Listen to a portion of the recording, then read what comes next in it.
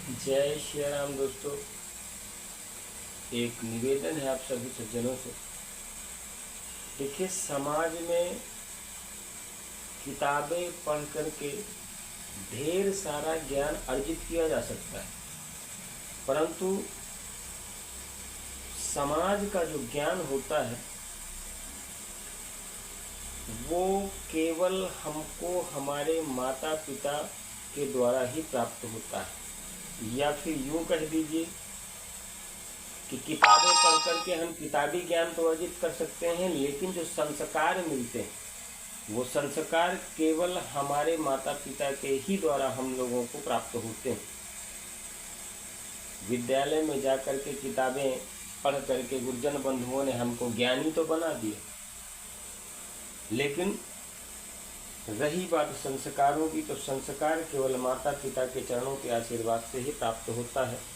इसलिए निवेदन है सभी से कि किताबी ज्ञान करना अच्छी बात है, किताबों का ज्ञान होना भी अच्छी बात है।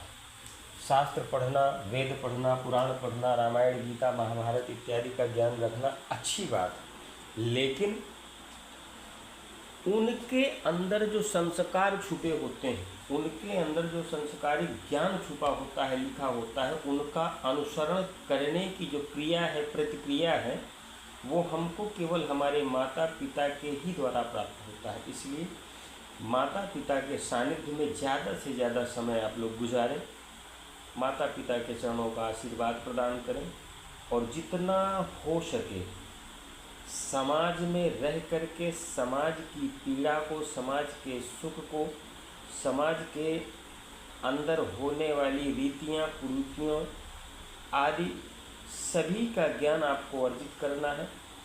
तभी जाकर के आप समाज के ज्ञान को अर्जित कर सकते हैं।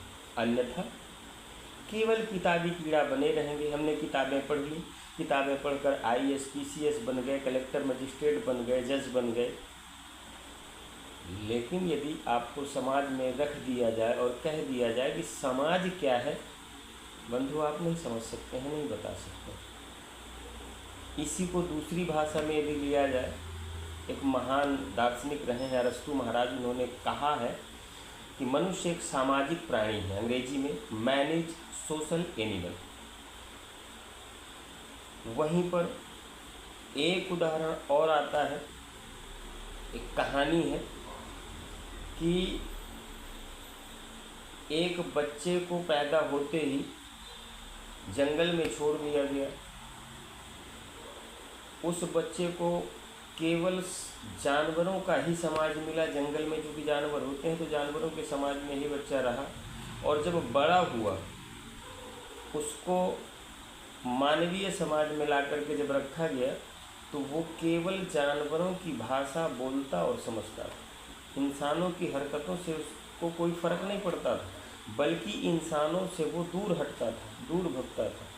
तो इस तरीके से सभी लोग ध्यान देंगे। समाज का ज्ञान होना बहुत अनिवार्य है।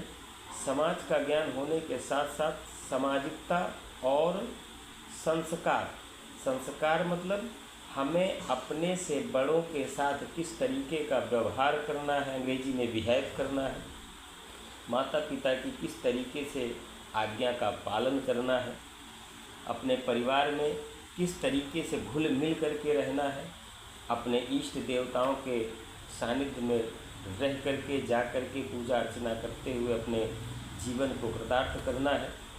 इस तरीके से ये होते हैं संस्कार।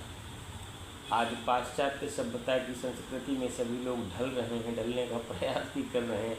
निवेदन है कि पाश्चात्य सभ्यता को अपनाओ, मना नहीं करता हूँ, लेकिन अपनी संस्कृति और अपनी सभ्यता को भूलो। जय श्री राम। आगे आपकी मर्जी, हरि की इच्छा। जय श्री राम।